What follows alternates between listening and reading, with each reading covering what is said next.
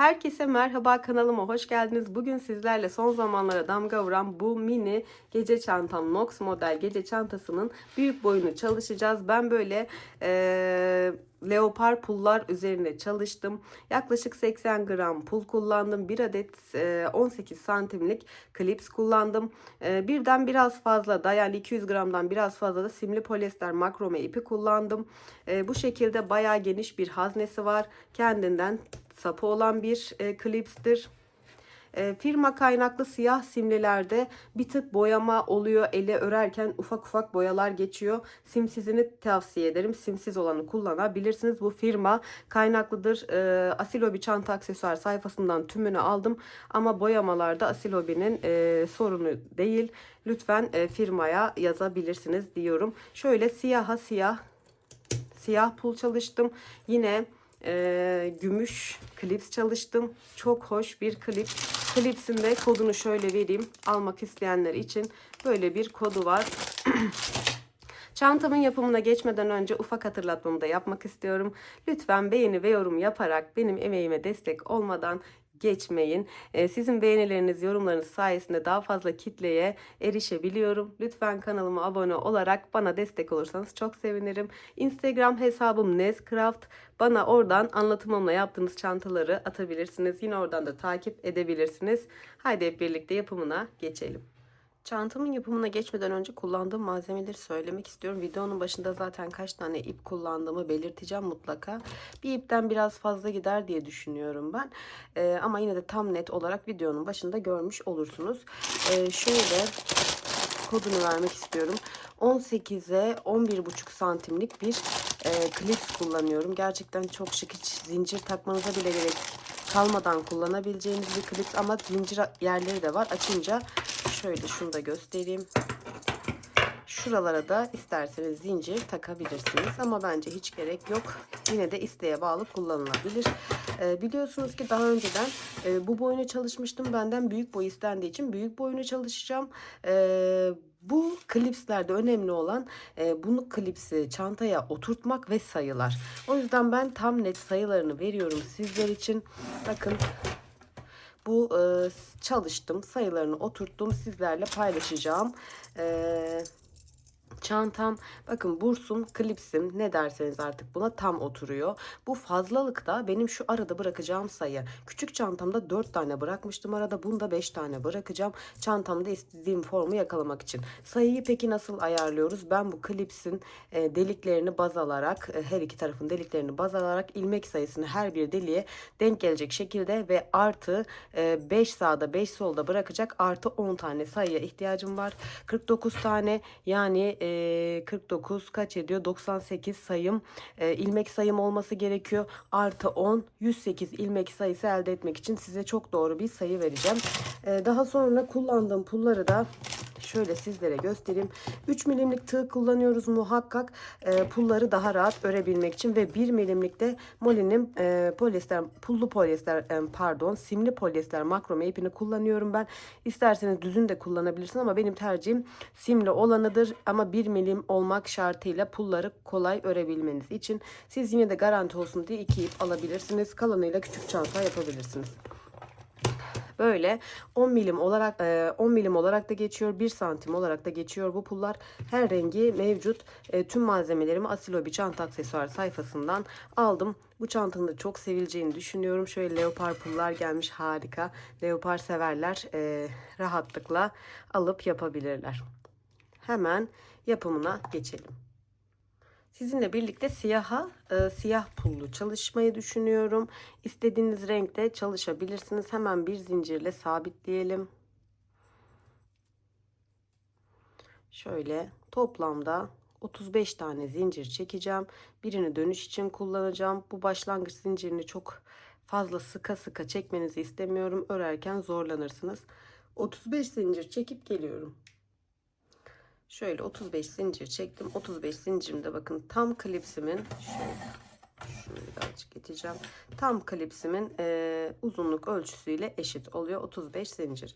Hemen devam ediyorum. 35. zincire atlayıp 34. zincire sık iğne yapıyorum. Sayılar çok önemli. Sonra benim sayım eksik çıktı, fazla çıktı yorumları alıyorum gerçekten. Lütfen videoyu iyi izleyin.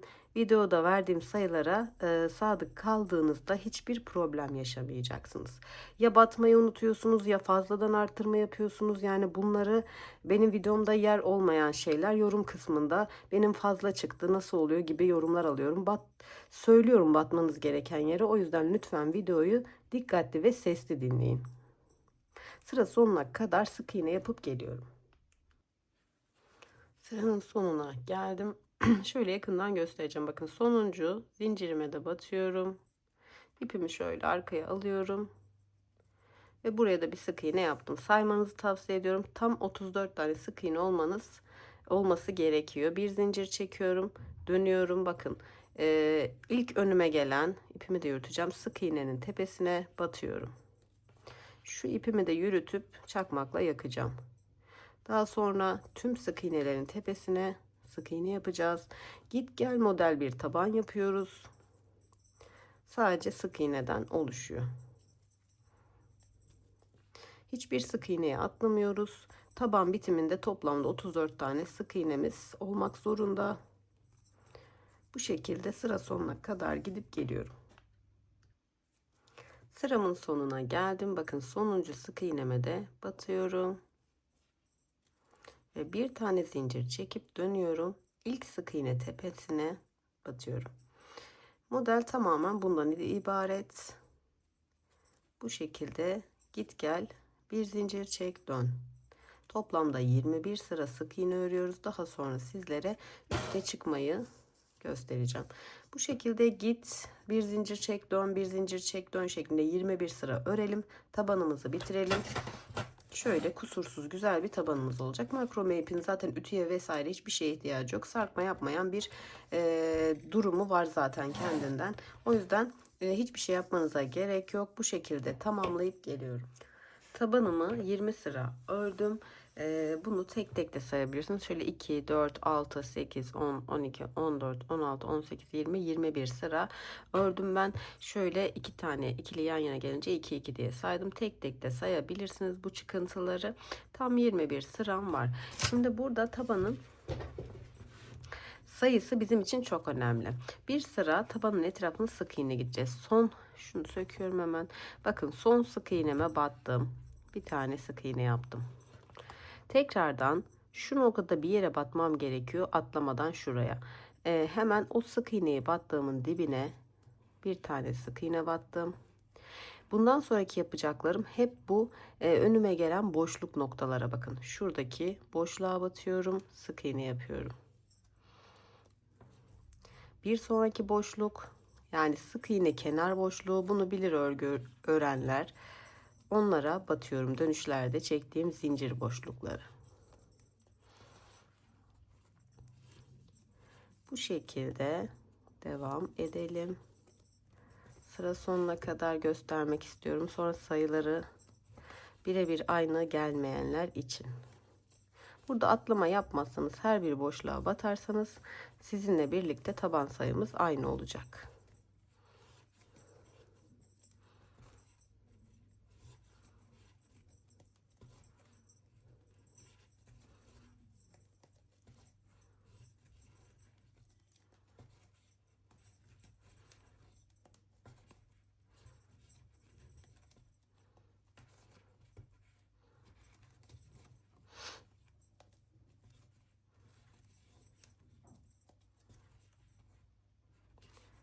Şuna da batıyorum. Şimdi geldim dönüş noktasına bakın. Sonuncu batmam gereken delik zaten belli. Şu noktaya battım.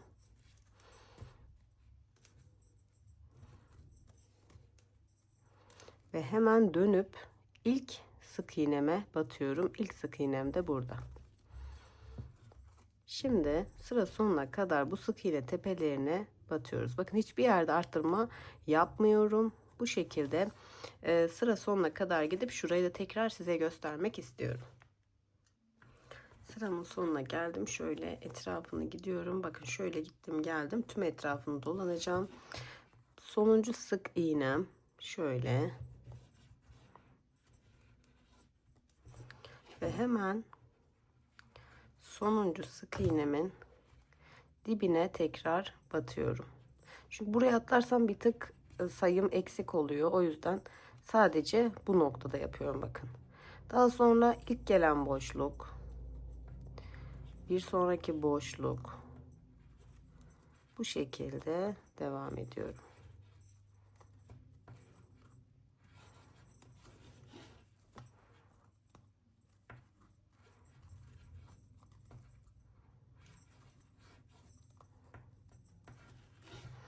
Sona kadar gideceğim yine bunu.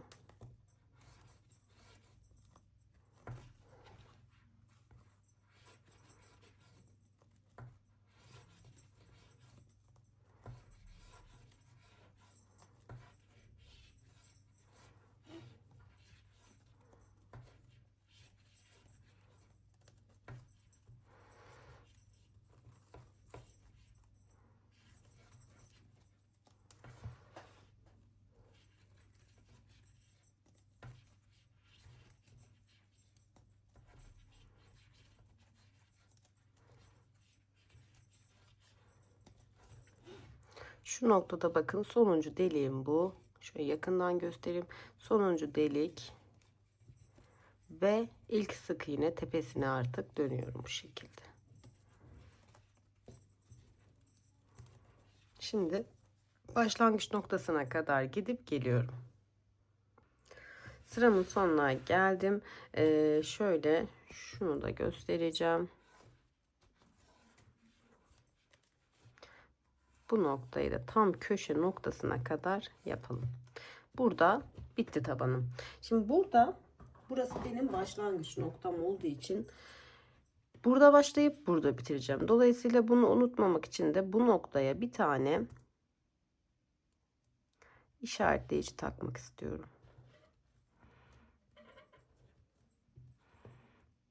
Bunu siz de yaparsanız çantanızı bitirmeniz gereken noktayı bilirsiniz. Şimdi bu sık iğneleri tek tek sayalım.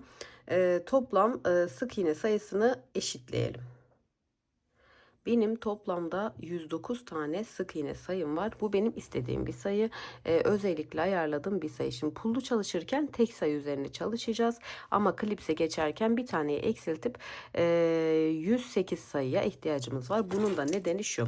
Şimdi benim klipsimin bir kenarında 49, toplamda 98 tane sayım var. 5 tane dikerken arada bırakacağım. 5 tane de burada bırakacağım. Artı 10 demek, yani toplamda 108 tane deliğe ihtiyacım var. 108 tane ilmeğim olması gerekiyor. Pullu sıram bittikten sonra dolayısıyla bir taneyi eksiltip 108, yani çifte düşürmem gerekiyor. Sizinki de 109 olmak zorunda.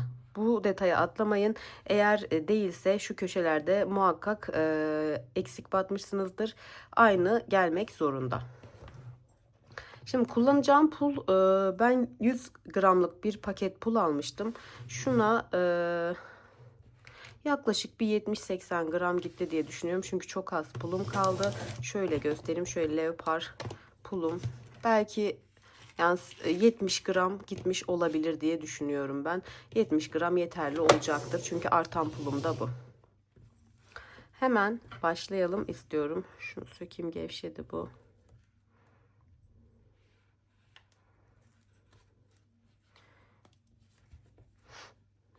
Şöyle pullarımı alacağım.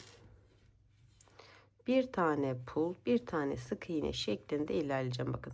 Önce pula battım, sonra sık iğneme bir sık iğne yaptım.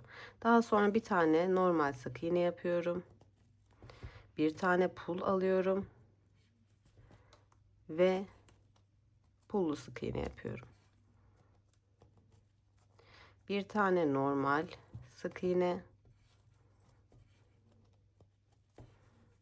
bir tane pullu sık iğne.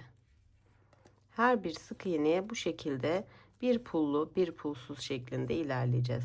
Bir tane normal sık iğne, sıradakine de pullu sık iğne yapıyorum.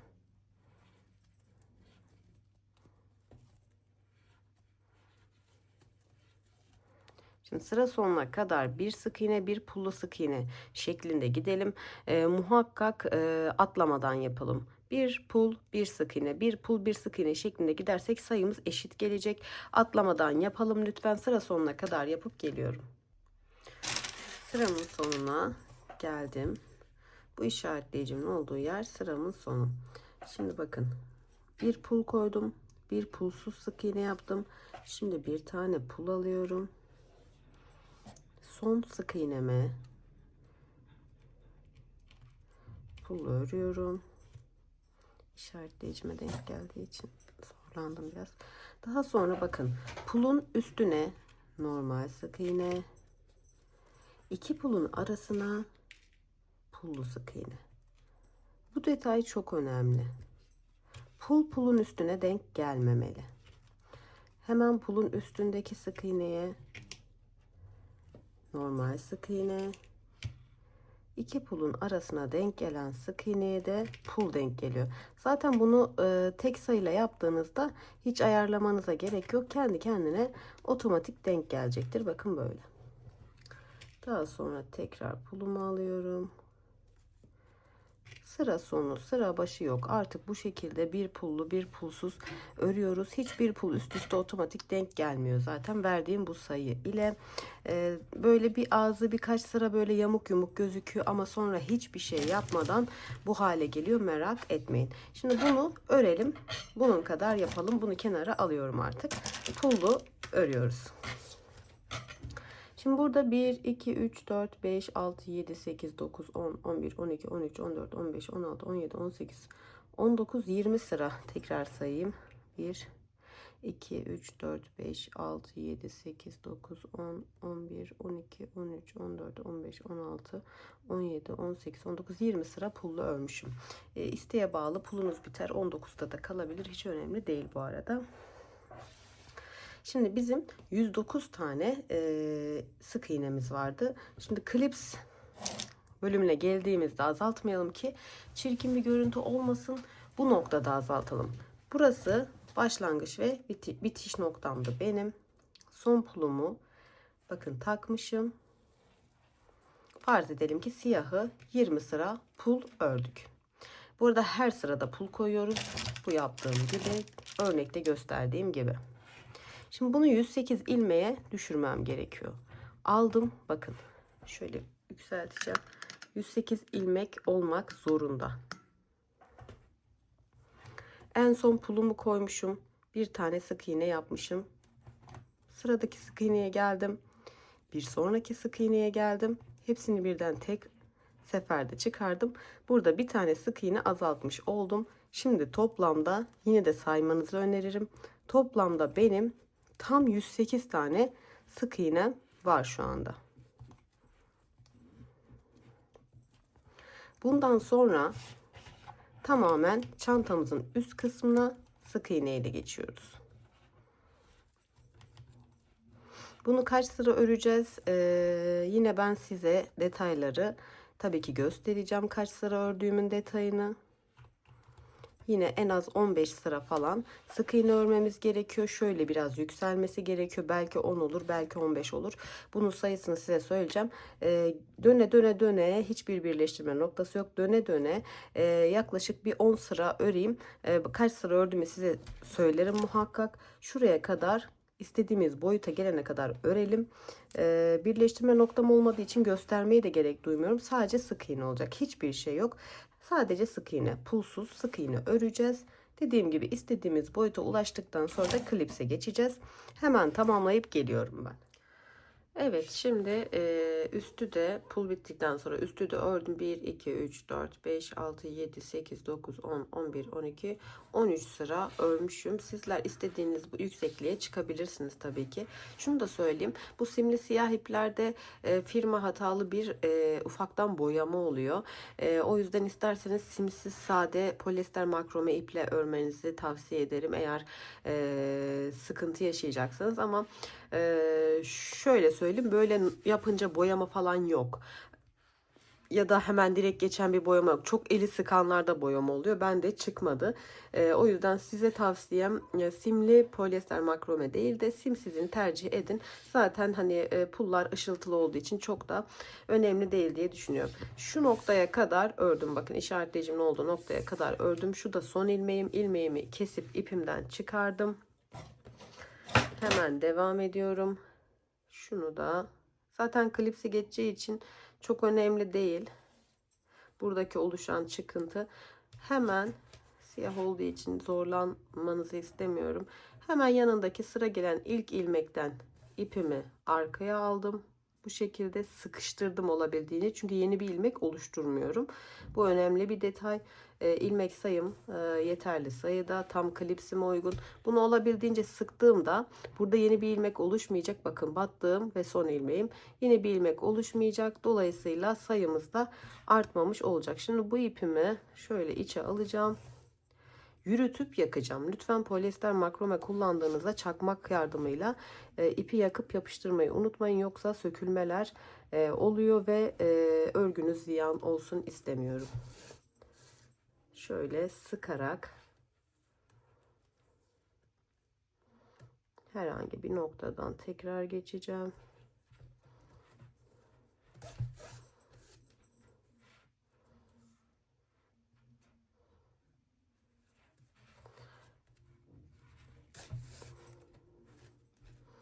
Bu şekilde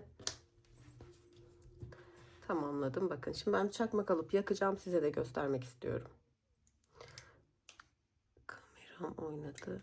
Şöyle kesiyorum. Daha sonra bunu yakıp elimle birleştireceğim. Şu şekilde yaparsanız sökülme olmayacaktır. Şunu da söyleyeyim. Bakın siyaha siyah da çok güzel oluyor. Ben siyahı şu şekilde gümüşle kombinlemeyi çok seviyorum. Gerçekten sarıdan çok siyaha bence gümüş yakışıyor. Bakın bu şekilde kombinleyeceğim. Bunu da yine aynı 20 sıra ördüm. İstediğim boyutta da burayı çıkacağım. Bunu tekrar söyleyeyim. 1, 2, 3, 4, 5, 6, 7, 8, 9, 10, 11, 12, 13 sıra örmüşüm. Bunu da muhtemelen aynı örüp devam edeceğim. İsterseniz bu aşamada bir alt sıraya dikmek şartıyla astar yapabilirsiniz. Astardan sonra bir sıra bırakın ki klipsi dikelim. Hemen klipse geçelim istiyorum. Çantamızın tam ortalı olması çok çok önemli. Bakın bu klipsin eğri olmasını sağlayacak en önemli nokta. Eğri olmasını istemiyorsanız tam ortalı bir şekilde ayrımını yapmanız gerekiyor. Şöyle baktığımda göz kararıyla hemen şurayı da şöyle yapacağım. Daha sonra sayacağız zaten. Şöyle. Ne demiştik? Sağda dikiş payı, solda dikiş payı bırakacağız. Kaç tane bırakacağız? 5 tane bırakacağız. Şöyle bir tane taktım. 1, 2, 3, 4, 5. İşaretleyicilerimin taktığım noktadan itibaren 5 tane var. Bu 5 taneyi dikmiyoruz. Hemen geliyorum. Şu noktaya bir tane taktım. Sayıyorum. 1, 2, 3, 4. Beşinciye de şu şekilde taktım. Şimdi klipsim 11 santim 11 santimlik 18 santimlik klipsim 18 santimlik klipsimin şu arasında 49 tane delik var. Dolayısıyla ben sayımı da şurada 49, burada 49 şeklinde ayarladım. Şimdi bunu eşitlemek için burada kaç sayacağım ben. Sizler de ona göre ikisinde de 49 olacak. Sağda 5, solda 5 olacak. En sevdiğim şey hiç değiştirmeden burada 49, burada 49 şeklinde oldu. Yine de sizlerle de saymak istiyorum. Hiç göz kararı yapmıştım ama 49 49 denk geldi. Şunu saymıyoruz. Bu buradaki beşincinin ilki. 1, 2, 3, 4, 5, 6, 7, 8, 9, 10, 11, 12, 13, 14, 15, 16, 17, 18, 19, 20, 21, 22, 24, 25, 26, 27, 28, 29, 30, 31, 32, 33, 34, 35, 36, 37, 38, 39, 40, 41, 42, 43, 44, 45, 46, 47, 48, 49. Her iki tarafta da 49 olmak zorunda. Şimdi ben bunları hemen iplerimi bulayım. Şöyle bir ip bağlamıştım. Misina ipi. 50 milimetrelik Şöyle kalınlığında bir misine ipi almıştım. Çok dayanıklı gerçekten. Şöyle bir dayanıklılığı var. Hemen bununla dikişte zorlanan arkadaşlarım varmış. Ben dikiş yapmayı yani bu klipsi takmada gerçekten zorlanmadığım için çok da hoşuma gidiyor açıkçası. Zor gelmiyor bana ama inşallah sizler de bunu kolaylıkla dikersiniz. Bence çok kolay. Tabii değişiyor bu insanların sevdiği hobilere göre. Ben zorlanmadan dikiyorum. Hatta çanta bitince en sevdiğim aşama klipsini yerleştirmektir benim. Şöyle tek kat dikeceğim. Nereden başlıyorum? Şu ilk noktadan giriyorum ben. Ortada bırakacağım. 5 ilmekten 5. ilmekten başlıyorum. Şöyle biraz ip bırakıyorum. Tekrar içe gideceğim. Buraya sadece bir tane düğüm atacağım. Açılmaması adına.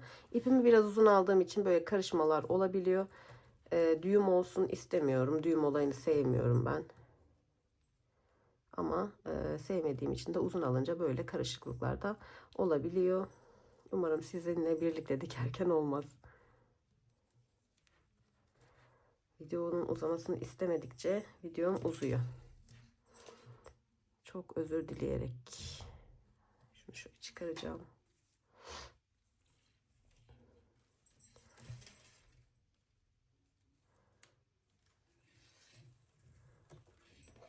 Tekrardan aynı işlemi yapacağım. Dikişin kolay olduğunu size göstermek için aslında mantığını diğer çantayı yapanlar bilir. Şu küçük çantayı yapmadıysanız mutlaka yapın. Yine YouTube kanalımda mevcuttur.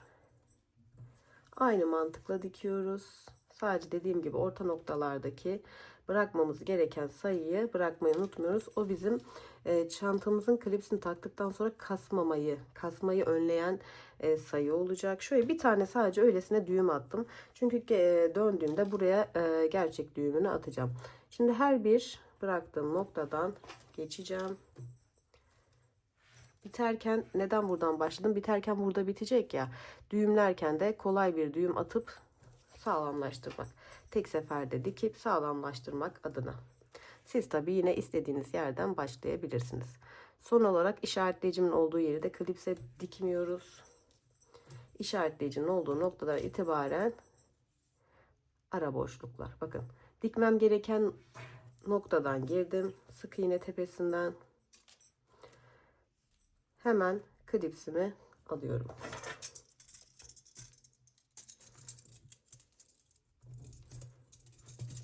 İpimi şöyle içeriden alacağım. İlk yerleştirirken bir tık zorlanabilirsiniz. Onun dışında kolay. İlk delikten girdim. Klipsimde olan ilk delikten giriyorum. Önce klips deliğinden giriyorum. Daha sonra ilk sık iğnemden bakın. İşaretleyiciden sonraki ilk sık iğnemden de içeriye gidiyorum. Sık iğnenin çift tepe kanadı var ya, ikisinden batarak içe doğru gidiyorum. Başlangıçta çift batıyorum. Yani 2 kez aynı işlemi yapacağım. Sağlamlık açısından bu alışkanlık olmuş artık. Tekrar yine ilk klips deliğimden girdim.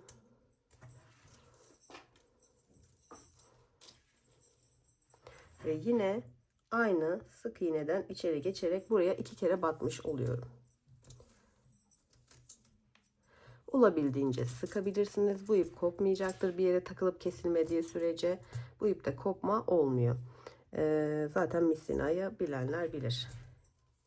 Şimdi ikinci klips deliğinden girdim.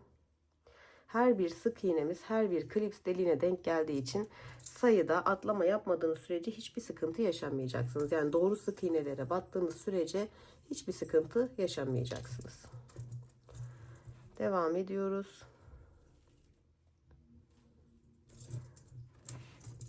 Şimdi ikinciye battım. Üçüncü deliğe geçiyorum. Deliğe battığımızda sık iğneye girmiyoruz. Bu arada önce deliğe girip ipimizi alıyoruz. Daha sonra bakın sıradaki sık iğneme girdim. Ve çektim. Şöyle göstereceğim. Klipsimin deliği. Sadece mantığını anlatıyorum. Ve sıradaki sık iğnemi yanlış noktaya batmadığınız sürece hiçbir sorun yaşamayacaksınız. Bu şekilde devam edelim. İsterseniz bir iki kere daha göstereyim. İçime sinmiyor, belki anlamayanlar olur diye. Kolay yapmanızı istiyorum çünkü.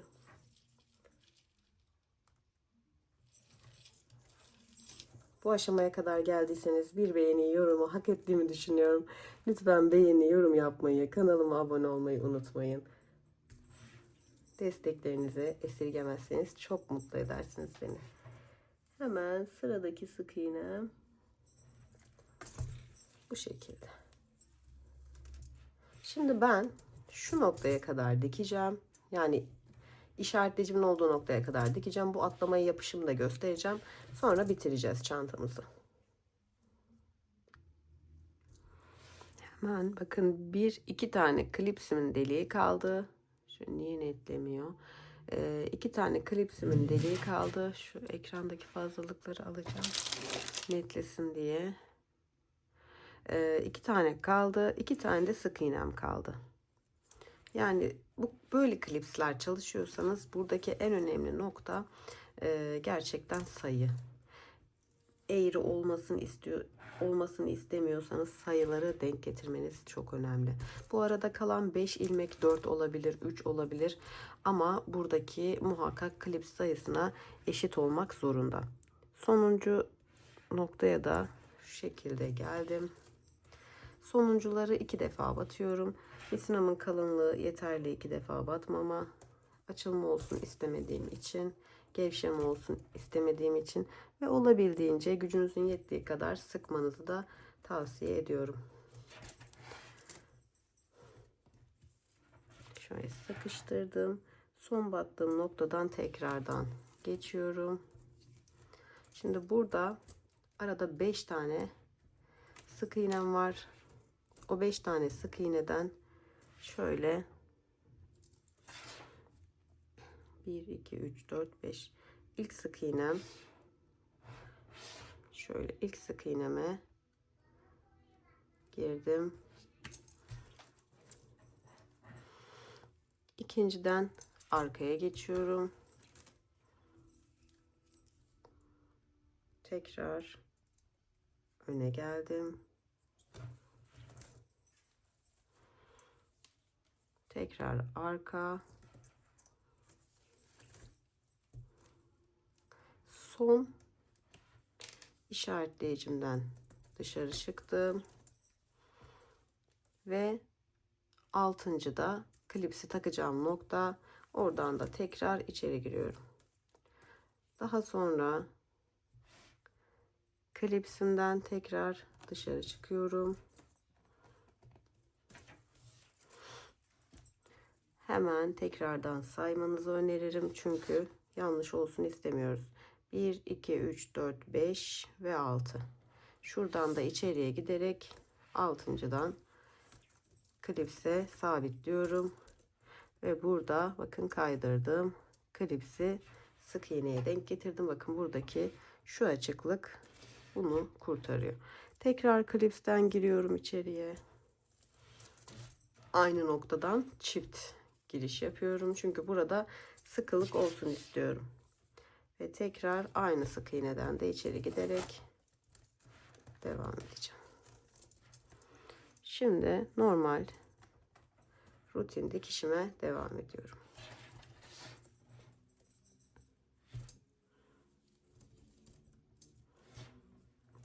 Sıra gelen sık iğne,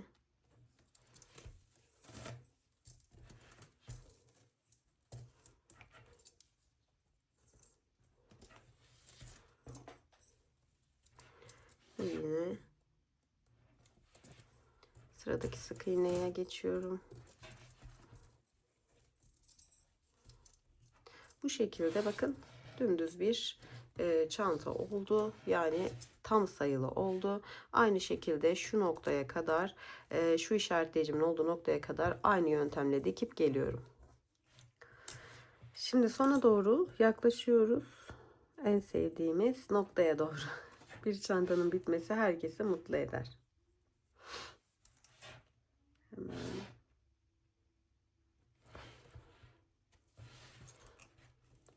Son 2 tane kaldı. Onları da halledip son bitişi size göstermek istiyorum. Son klips deliği. Şunları çıkaracağım artık. Sonuncuya da batayım da karıştırmayayım. Siyah olduğu için karışabilir. 2 kez batıyorum bitiş noktasına.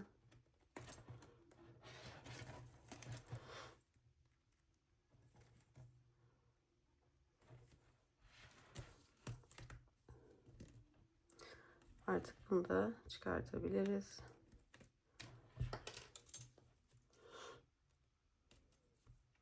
Şimdi boş alanlara batıp ilk başlangıç noktama gidiyorum. Ve burada tekrar aynı noktada düğüm atıp tek seferde başlayıp bitirmiş oluyorum. Şöyle bildiğiniz düğüm tekniklerini atabilirsiniz.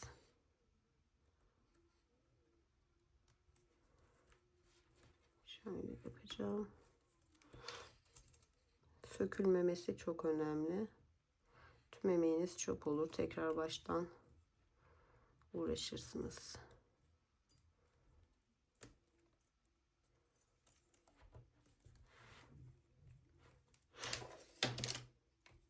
Şu kısa olan ipi ben şöyle kestikten sonra kısa olanı ama yakıyorum. İğnemi daha çıkarmadım bu arada.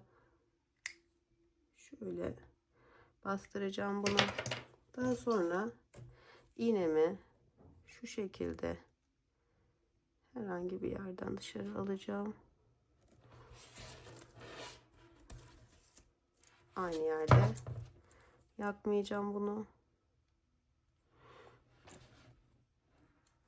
Şu aşağı gidebilirsem çok güzel olacak da gidemiyorum.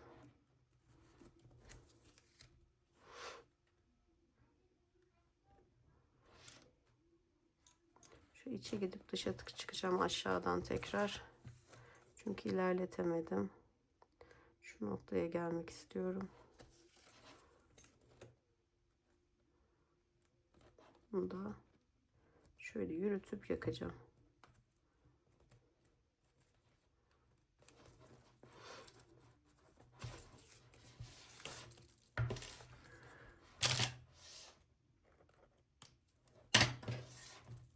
Bunu da aynı şekilde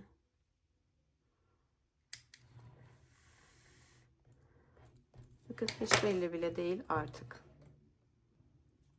Şimdi güzelce düzeltelim. Şu dikişten dolayı üst üste gelen noktaları elimizle açalım. Bir el ütüsünü yapalım. Çünkü en önemli nokta biliyorsunuz bursu kapatmak. Şansı artık ne çıkarsa. Şöyle Bismillah deyip kapatacağım ama şuradaki şu potlukları düzeltmek istiyorum öncelikle. Çünkü dikişte elimizle birlikte kayıyor. Şöyle hafiften içe kıvırıyorum. Bismillahirrahmanirrahim. Oo, yani kusursuz oldu. En sevdiğim şey de şu bursu kapattıktan sonra kusursuz olması. Gerçekten çok güzel oldu. Bakar mısınız? Yani bir özel bir günde bu çantayı kullandığınızı bir düşünün. Ne kadar şık ve güzel. Bu şekilde oldu. Şimdi size elini boyunu ölçüsünü de vereyim. Belki bu ölçüye takıntılı olanlar var. Sürekli ölçüsünü soranlar var. Vereyim. Burstan itibaren tabana kadar 18 santim. Daha sonra elini de şöyle bastıracağım. Ölçü alabilmek için 18'e 25 diyebiliriz. Daha sonra düzeltiyorum. Böylece bir projenin daha sonuna gelmiş olduk. Bakın ne kadar şık bir çantamız oldu. Umarım sizler de beğenip yapmaya değer görürsünüz. Bir sonraki projede görüşmek üzere. Kendinize çok çok iyi bakın. Hoşça kalın.